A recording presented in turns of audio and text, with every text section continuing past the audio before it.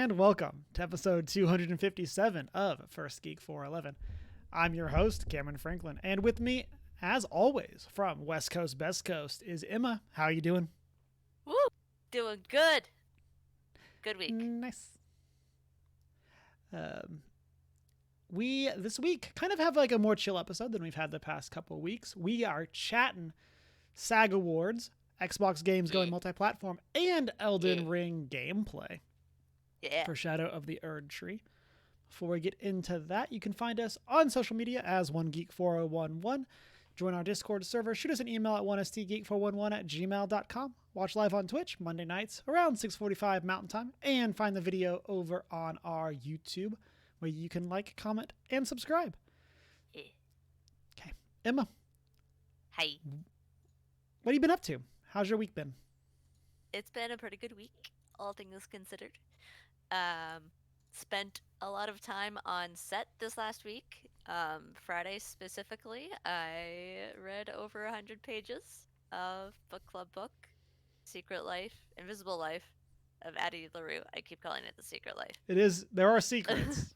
There are secrets involved, which then means that I finished the book today, and I have thoughts and opinions, and how dare you cause this emotional damage to me. Emotional turmoil. So. Emotional turmoil. So much emotional turmoil in regards to the ending of that book. Spent lots of time on set, obviously, because I was reading a book, which means that I was on set because I didn't have much else to do. Been playing more Baldur's Gate 3, obviously. I have 2 games running right now. Both times I've failed to recruit Karlach into my troop. I apologize. First time I didn't know better. Second time I was dumb and did things in an incorrect order so that she wouldn't join me at all. Oh, wow.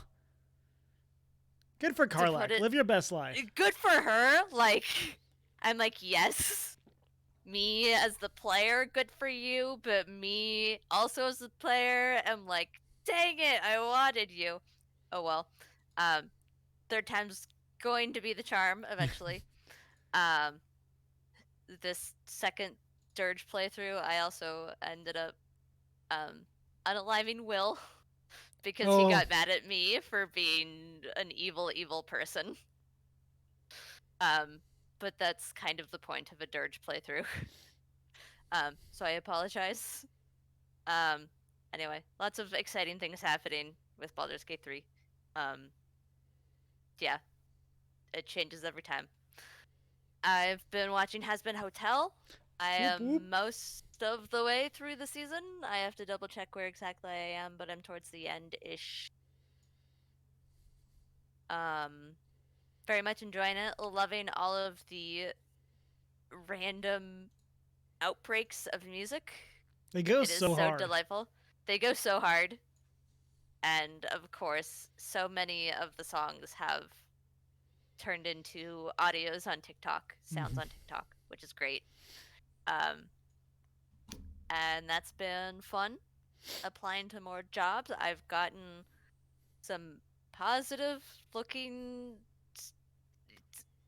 communications from a post house that I sent an email to. They didn't have any job listings, but I emailed them a couple weeks back and was like, here's my resume. Not sure if you're hiring, but here you go. You may not be hiring, but here. And they're like, awesome. What are your rates? Which is, I was like, I don't know. Let me ask my mentor. Yeah, what are good rates? Like, how do? Hey Nancy, what are good rates? What should I quote them? But they have some contract work coming up, so there's a possibility I may have some work. That's soon, awesome. Which would be great. And that's exciting. And then the big thing that's coming up is Comic-Con this weekend in Seattle. I'm so excited. I'm so excited for you. I'm only going for one day, but I'm going. One day is better than not at all. and my bestie and I are going as Crowley and Aziraphale because we are Crowley and Aziraphale. Um, that is our dynamic in real life. I'm Aziraphale. She's Crowley, obviously. I am nothing but an angel. Um, and very excited and cannot wait. And we're gonna go splitsies on a Jodie Whittaker photo op, and it's gonna be very fun and exciting. And I can't wait to add that to my little wall of Comic Con photos right next to Peter Capaldi, and it's gonna be great. So keep the collection growing. yes. How about you, Cameron? How's your week? Yeah, so week's been really good overall. Got some tabletop RPG updates. Woo! Emma was teasing me about this before the show because I've been talking about it the past couple weeks. But hopefully this week, I'm gonna start GMing a game of Marvel Multiverses for some coworkers. We're gonna play like during lunch, and so not every day by any means, but like we're gonna play some during lunch. So hopefully this week we'll do a session 0 / like theater of the mind introduction to combat. Nice. And then next week will be actual like here's a plot, here's combat, here's maps, like that kind of thing. Yeah. And so I'm super excited, as I've talked about the past couple weeks. I'm really interested in the system. I'm really excited to see how it plays out. We had been talking about doing a work game of something for quite a while. And it was basically on me, and I just kind of kept slacking on putting it together. And now with this, I was like, okay, here we are. Let's do this. And so right now I have 3 players that will probably end up growing. But at least as a starting point, I'm really excited to do this and get a little bit under my belt and then see how that goes from there. I also started reading the Candela Obscura book. I think last time I'd kind of just like skimmed it, but now I've like actually like starting at the beginning and reading through because I needed it. I needed to answer a character question for my GM. Mm-hmm. And so I'd read the sections that they asked me about basically to pick one of the options. And so I read that, but now I'm actually going through and reading more about the system. Super excited. Hopefully playing this weekend for that. And then also in the world of tabletop RPGs, we were out this past weekend and found a place near us that is like a business that you can just show up and play tabletop RPGs. They also have like mini painting classes, and like you can rent like a private room to play in with a group. And then like yeah, they have like a whole bunch of different games, and they like each game is like 5-hour sessions. And so like potentially I'm going to be joining some sort of campaign there. I don't really know what it's going to be right now. But I'm really interested in seeing what that's all about. It kind of seems like a labor of love kind of place where it's just like the owner just has a bunch of minis and was like, oh, we can just turn this into a place for people to play. And it seems like they've built like a really awesome community based on the very high level impressions. And while I was there, I bought me some of the Candela Obscura dice. So that's hype. And then, so probably won't have anything to update on that short term, but hopefully long term might be in a regular campaign there. Nice. And then video game wise, been playing some Helldivers 2. Did that over on Locksteady's stream on Friday. Had a lot of fun with kind of his return of streaming. And so enjoyed it doing that. And then I beat A Plague Tale Requiem this past week. My goal had been to beat it before Final Fantasy VII Rebirth came out, which I have done. Did you succeed? Yes. Good. And I have thoughts. Like, it's weird because like I liked the game, but I did not like playing it. And so, like, super cool story. Amicia is an amazing protagonist. I really liked her as like the lead of this game. She kind of has like, I'm going to say less strong Aloy vibes, but not like meaning like she is probably emotionally stronger than Aloy, but not physically as strong. Like, yeah. I really liked that. I mean, you know, Kingdom Hearts, my friends are my power. Yep. I really liked this idea of like, it's her family that is what motivates her. So even though she's not as like physically capable of like as a character like Aloy, she is just like so like passionate and compassionate for her family. And it was really cool. I liked that a lot. I'm curious if they'll do a third one. But we'll see. Beautiful game, beautiful music as well. I posted some more thoughts in the chat over in the Discord, but I will say one of the things that I did not like, and I probably have mentioned this before on the episode, on the cast, is like, since she's not like as physically strong, like she's like a teenager, like I think she's supposed to be like 15 or something like that. She is not like a trained fighter, so she relies a lot on stealth and stuff like that to take out soldiers. And it's just like, that's cool. I get why y'all did that, but it kind of makes it harder to play as them. And so I was trying to decide if I wanted to get the platinum. I'm probably not going to, just because I don't necessarily feel like I'm going to end up going back for it, but we'll find out. We'll see what we end up doing there. And then last thing, started the Avatar Netflix series. I have a sad emoji, and stuff happened. There we go. Got it back. Clicked the wrong thing. I accidentally clicked on the video, and so I made it so one of us was full screen. Which, I don't know, summarizes how I feel about the Avatar series. Yeah, like I said, I put a sad emoji. I generally enjoyed the first couple episodes, but we just watched episode 4, and I'm legitimately upset about several things that they did in this episode. We're not going to go into spoilers. There it is. Yeah, we're not going to go into like any of the specifics, but other than to say, I am legitimately upset about episode 4. And it's not just like, oh, they changed things. It's like they changed core parts of future seasons of like events that are important plot beats of books 2 and 3. That bad, huh? Were changed for this. And if you don't care about spoilers, we can talk in post-show chat about it. But like, I will pick your brain. Legitimately upset.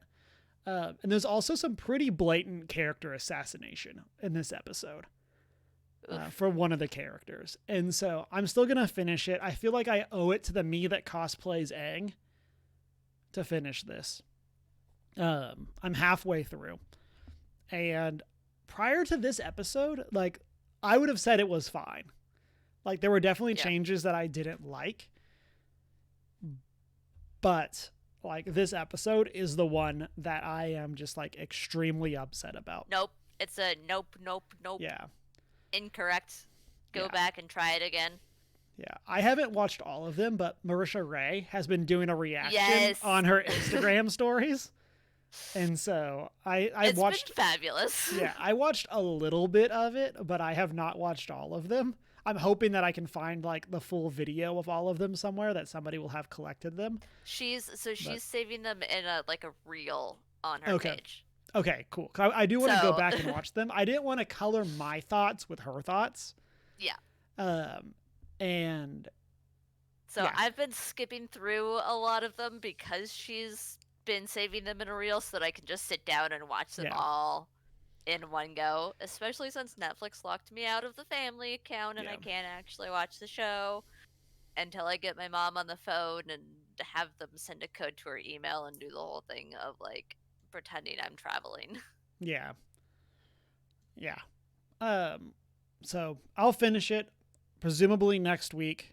If we do an episode, no pressure to you as you're like with whatever it is you'll be doing for travel. And so But if we do an episode next week, I'll talk about it. If not, it'll be the week afterwards. Yeah. And yeah. So we'll see how that goes. Yeah, episode 4, not a fan. But speaking of things I am a fan of, let's get into our news topics for this week. We should also say, let us know what you've been up to. Have you watched Avatar? No spoilers in the comment section or in the Markham and Discord, but let me know what you think, because I've been messaging Chunk, and this is the first episode that I have messaged him multiple times during the episode with angry gifs. So if you want to talk about it, let me know. And honestly, so relatable.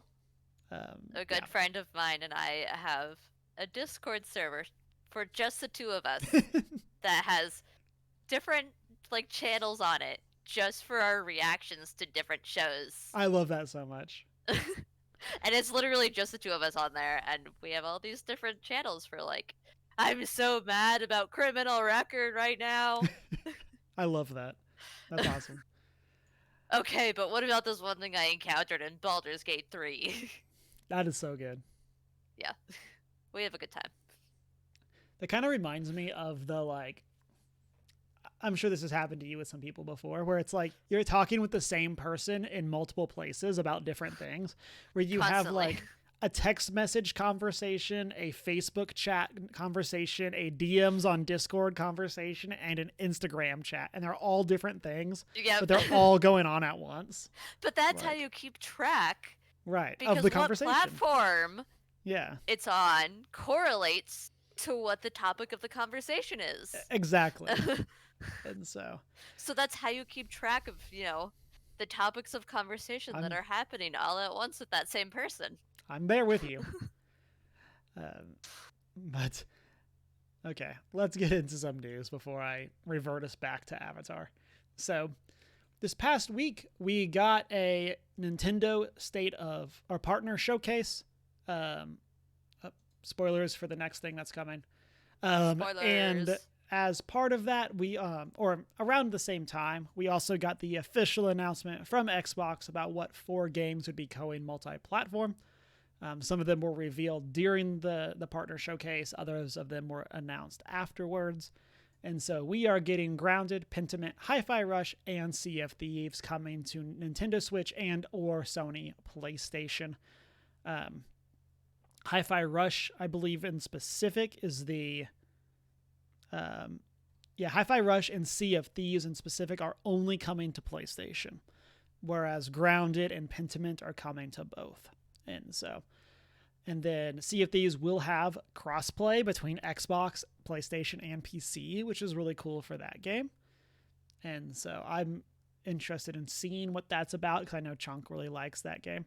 But so these are the 4 games. As I've said, I feel like every time that we've talked about this, I am so excited for you to play Hi-Fi Rush. I am. That's the Xbox game in in recent years that's come out that has seriously made me consider getting an Xbox just to play it. That looks so amazing and so fun, and I cannot wait. It comes out March 19th. Yeah. And I am, again, of this announcement, you getting to play Hi-Fi Rush is what I'm most excited about. And I really hope you love it. I'm interested in going back and replaying it on PlayStation. I don't know if I will, just because that's relatively close to Final Fantasy VII Rebirth, and I might still be playing that.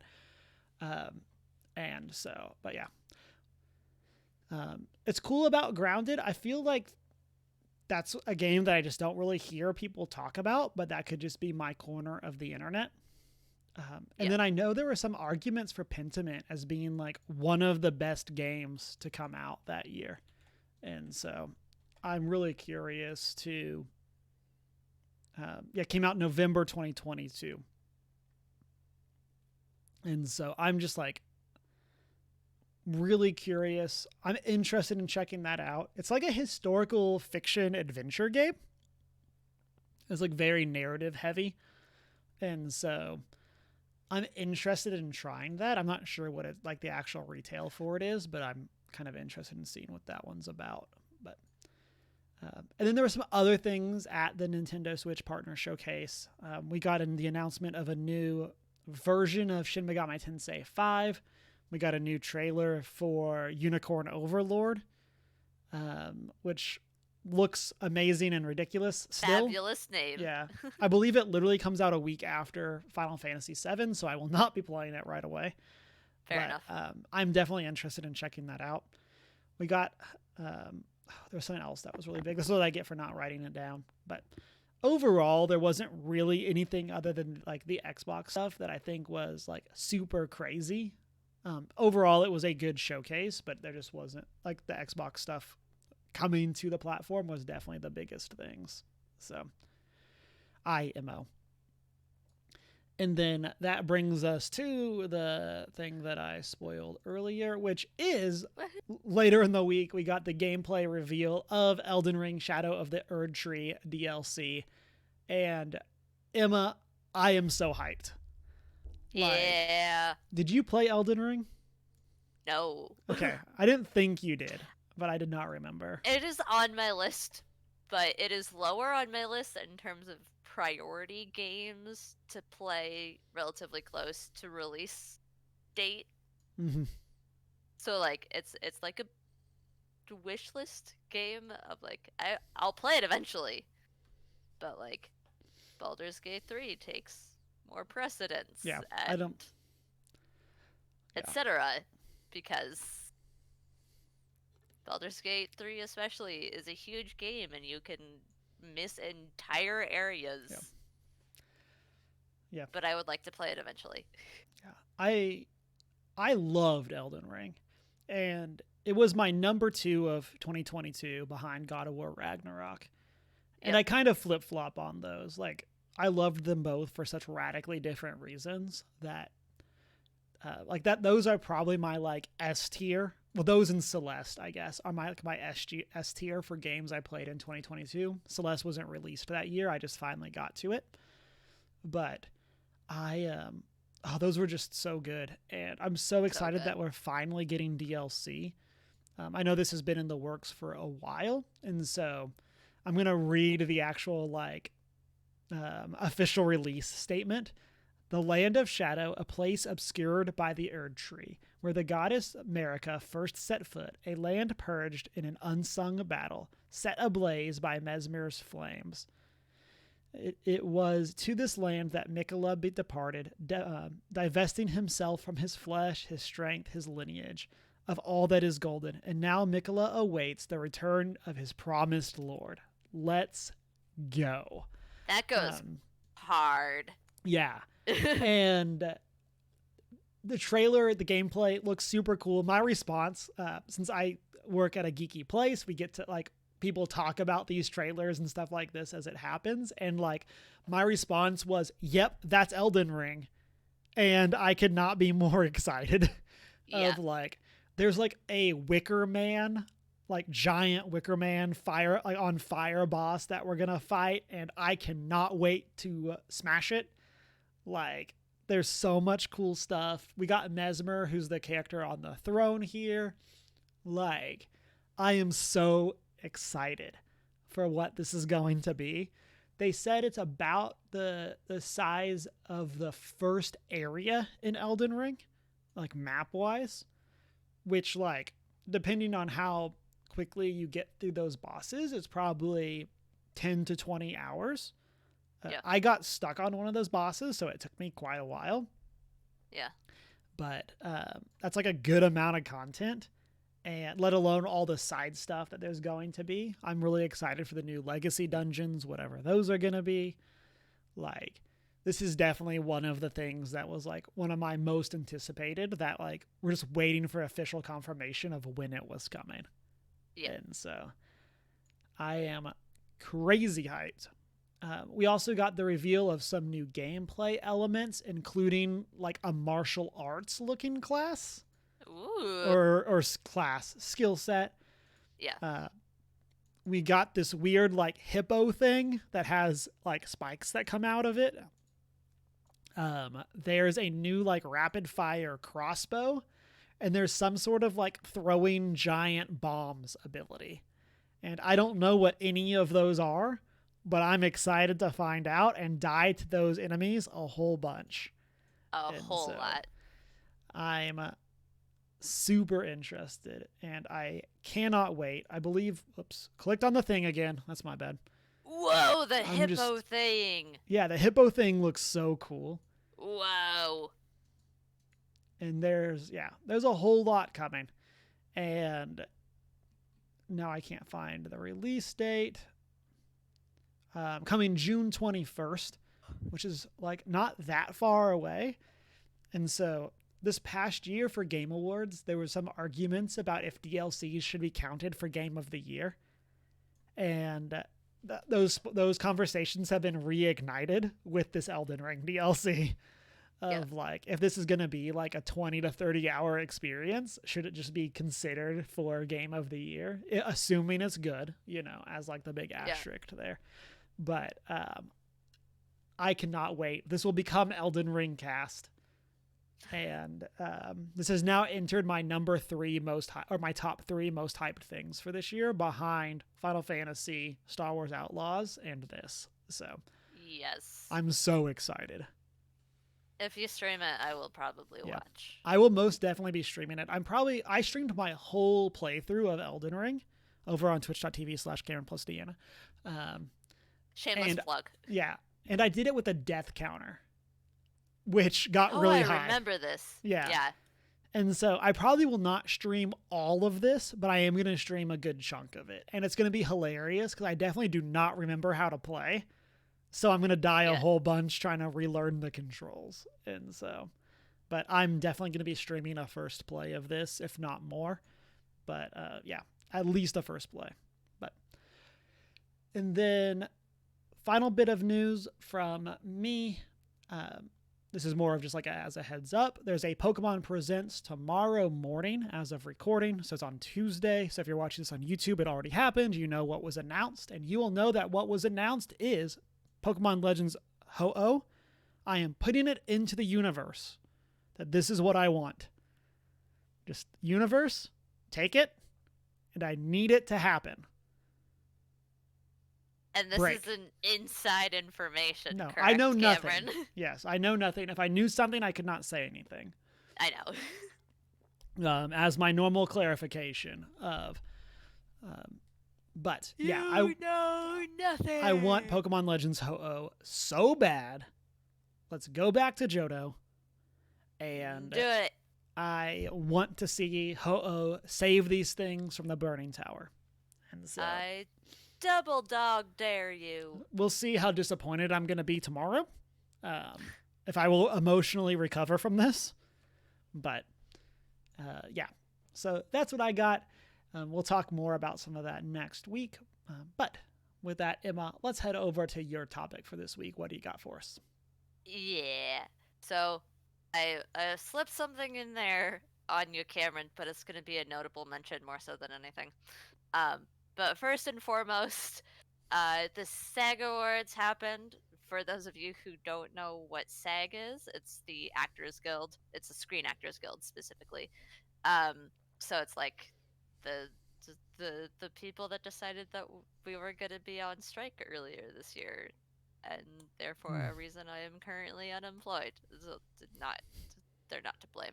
They are fighting for the good of the future. Mm-hmm. But they happened, and it's very exciting for someone like me to watch because it is how I keep in touch with things happening in the industry. But it is also exciting because The Last of Us got 2 awards. One from Pedro Pascal, who was not expecting to win. Yes. And his acceptance speech is hilarious because he was definitely drunk. Yeah. I have not watched all of it, but I've seen like a very brief clip of it, and I need to go watch the whole thing. Shout out to Pedro. It's like he is the kind of person that he fits the like crazy uncle vibe perfectly. So he got an award for his role as Joel, which was fabulous. And then The Last of Us also got an award for their like the stunt team for um, outstanding action performance by a stunt ensemble. So basically, the stunt team got an award for their stunts done on The Last of Us, which is fabulous. That this show is getting recognition and even some of the smaller awards ceremonies of award season. Um, Succession won a lot. The Bear won a lot. Where was I? I need my list. There's my list. Bella Ramsey lost to the woman who played Princess Diana, Elizabeth Debicki, in The Crown, which, like, Bella Ramsey did great, but also, like, Elizabeth Debicki did great. It's like a fantastic job as Princess Diana in The Crown. So, like, that, as a winner, I'm like, yeah, okay, I can see that. Like, fantastic performance for that. But yeah, I love movie entertainment season, award season, because it's just fun to see, like, things happening, and the things that I love, like The Last of Us, getting recognized. I'm playing with my jar of dice, but yeah, it's very exciting that Pedro won for The Last of Us, because way back when it was announced that he was cast as Joel, I remember there was some caution and like confusion as to why he was the one cast in the role. And it turns out he was a very good casting choice. Turns out he was the correct choice. Turns out he was the correct choice for the role. Way back when we were all like, that's weird, but okay. And now we're like, yeah, good job casting team. Yeah. So that's very exciting and something that I enjoy. The one thing that I did throw in on Cameron is a notable mention that the BAFTAs also happened. The BAFTAs are the British Entertainment Awards, also happened this week. I don't have an image for it because I was surprised. Yeah, which is we're gonna just leave it on the SAG. The little asterisk. But the reason I mention it is because the person who hosted it was David Tennant. Oh. So that's partially why it happened, is because David Tennant was the host. And there's this whole super fun exchange. Like, they did a whole opening sequence thing in the format of Staged, which, if you haven't seen Staged, it's basically this show that he and Michael Sheen did during COVID lockdown. That's just them over Zoom improvising stuff.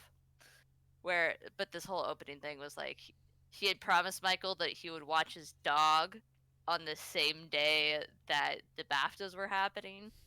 And then he realized that he was hosting the BAFTAs, and he was trying to get all of these other famous people like Jamie Lee Curtis to watch Michael Sheen's dog for him. So then but no one would take the dog, who, mind you, was named Bark Ruffalo. Nice. I wonder how often celebrities have done that. Like, is it a celebrity thing to like name your dog after other celebrities the same way that like normal people do? I wouldn't know, but if I were a celebrity and I did that, it would be entirely as a humorous joke.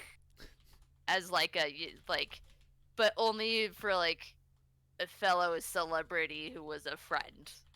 Yeah.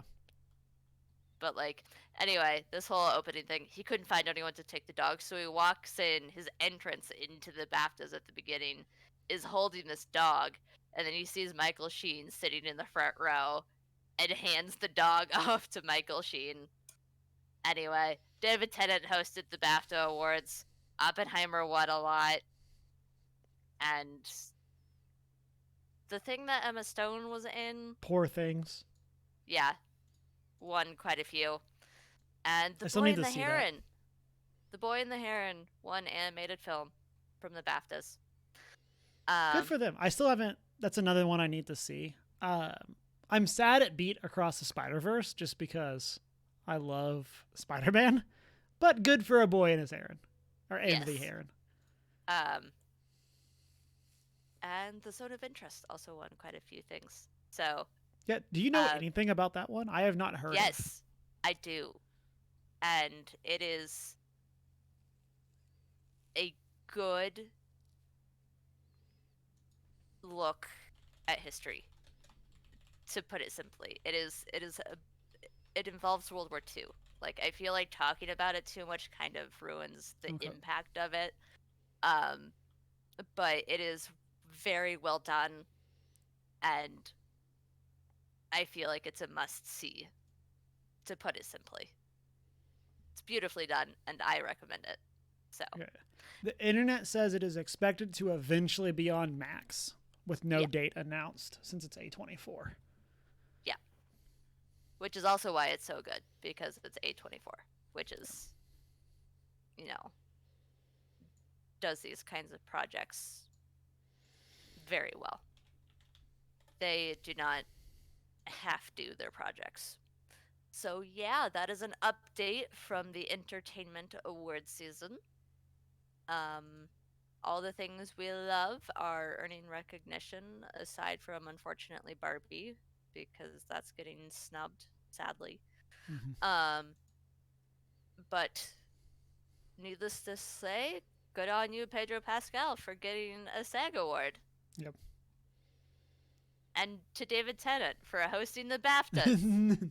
Yay! Yay! That'll wrap us through our news for this week. We are going to have a shorter actual episode tonight, but I do want to remind everyone, as we mentioned at the top of the show, this week is book club, so we will be back Thursday night, February 29th, with The Invisible Life of Addie LaRue, with Shanine joining us. And so come back and join that discussion. In a different location. A whole new location.